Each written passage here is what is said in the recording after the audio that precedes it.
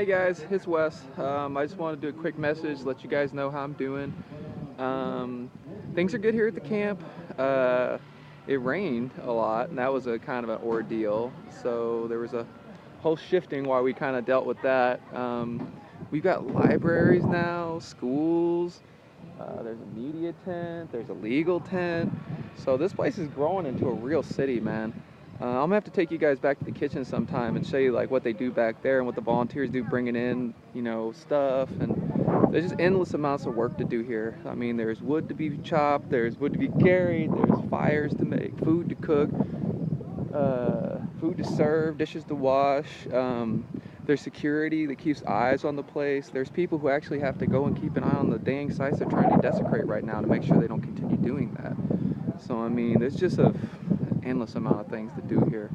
Not to mention that, man, I've met so many really great people while I've been here. Like, this place is full of, like, activists, of, like, not just native activists, which I've met some really great native activists, but like activists from all over the country of every kind you can imagine. So I mean, this is just really kind of a special place to be around so many people who are really passionate about trying to change the world for a better, to make it a better place.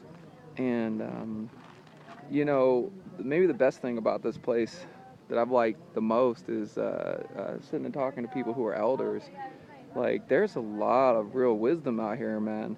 Like, I think that to really be a man is when you put your family's needs and like what's good for for your family ahead of what's good for you when you start living for them. And I think like what makes you a great man is like when you start living for the good of your people over what's good for you, and you start doing for them more than you do for yourself. You start thinking for them. And I've met some really, really great men here today, and every day I've been here actually. So this is an amazing place, and I really hope that you guys will keep supporting and keep writing your congressmen, keep writing your representatives, keep signing petitions, keep up on this, keep posting, keep letting people know this is still going on. We had a bad thing happen yesterday. The tribe had filed a temporary injunction against the company after they desecrated those burial sites the other day, to try to keep them from doing any more work in that area where they have said that they have burial sites. So the judge basically did a real symbolic gesture, and he granted them a partial injunction. And there's a highway right in front of the camp, and on the other side of that highway is where all the sites were that they desecrated. So they can keep working over there, but on this side of the highway, this little strip between the highway and the river, they can't work on that side anymore until after the trial.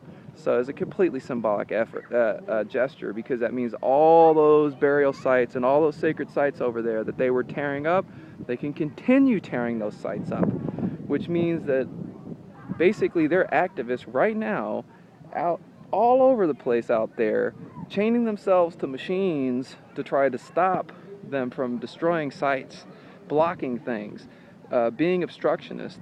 And it's like, the longer they're forced to do that, the higher chance that somebody's going to get hurt, or somebody's going to end up getting some really bad charges laid against them, and they're going to go to prison.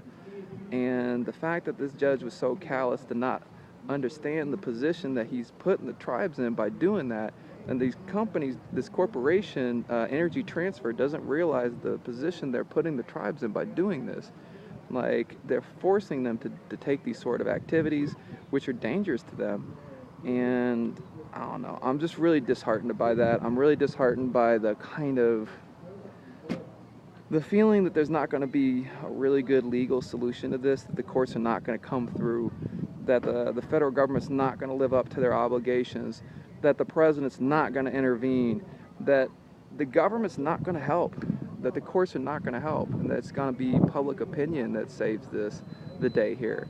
So, I mean, it's up to you guys, because nobody else is going to come to their aid. If you guys don't do it, it's not going to get done. So, I mean, I don't want to put this on you like that, but we all have a responsibility here to try to help out people who need our help, and to try to stand up for this world that we live in. So I just ask that you guys try to do that.